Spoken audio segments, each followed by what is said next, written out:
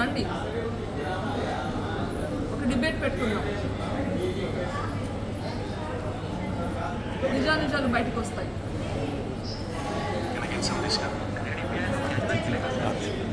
ఇంకొకటి ముఖ్యంగా ఈరోజు ఇడుపులపాయలో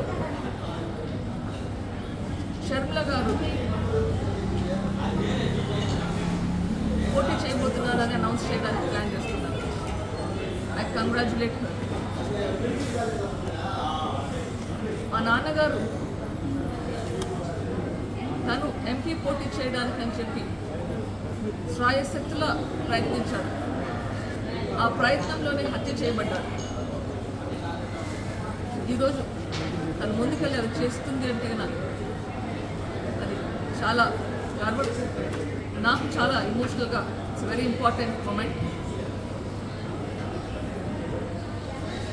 తనకు సంఘీభావం చెప్దామంటే కూడా చెప్పలేని పరిస్థితి. ఎందుకంటే నేను ఈరోజు కోర్టుకు రావాల్సింది.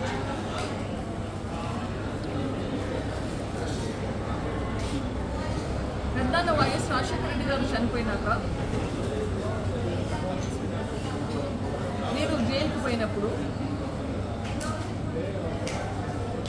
2012 సంవత్సరంలో బై ఎలక్షన్స్లో 18 ఎమ్మెల్యేలు ఒక ఎంపీ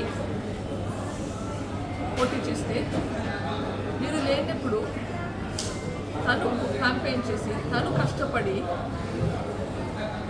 ఆ ఎలక్షన్లో 15 మంది ఎమ్మెల్యేలను ఒక ఎంపీని గెలిపించేలా కృషి చేసింది.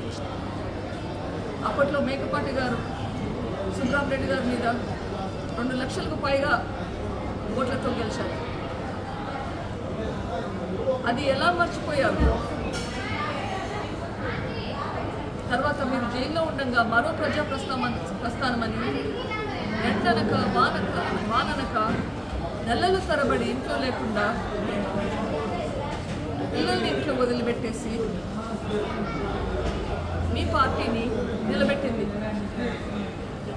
కానీ అంత కష్టపడి నిలబెట్టినాక మీరు జైలు నుంచి బయటకు వచ్చాక తను ఇంకా పవర్ఫుల్ అవుతారని భయపడి మీరు తనని పక్కన పెట్టారు. అన్న కోరిక మీదుగా తను గమ్మునుండిపోయింది. ఎప్పుడైనా కానీ మళ్ళీ మీరు పిలిచినప్పుడు వస్తుంది, మీకు హెల్ప్ చేస్తుంది. మళ్ళీ 2014 ఎలక్షన్లలో క్యాంపెయిన్ చేస్తుంది మీకోసం. 2019 ఎలక్షన్లలో బాయ్ బాయ్ బాబు క్యాంపెయిన్ అందరికీ గుర్తుంటుంది. ప్రజల గుండెల్లో బాధ నిలిచిపోయింది. అట్లా క్యాంపెయిన్ చేసి మీ పార్టీని గెలిపిస్తే మళ్ళీ పక్కన పెడతారు. అది మీరు తనకిచ్చింది.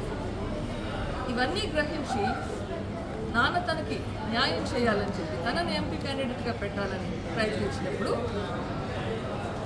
తనకున్న సపోర్ట్ కూడా లేకుండా ఉండాలి అని భయపడ్డారా?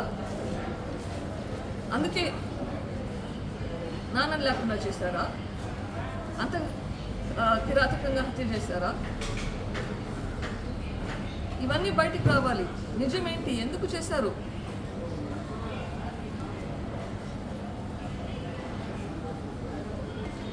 అగైన్ ఈరోజు షర్మిల గారికి నా సంఘీభావం చెప్తూ జగనన్నని నేను ప్రశ్నించిన ప్రశ్నలకు జవాబు చెప్పాలని ఈ మీడియా ముఖంగా చెప్తున్నాను.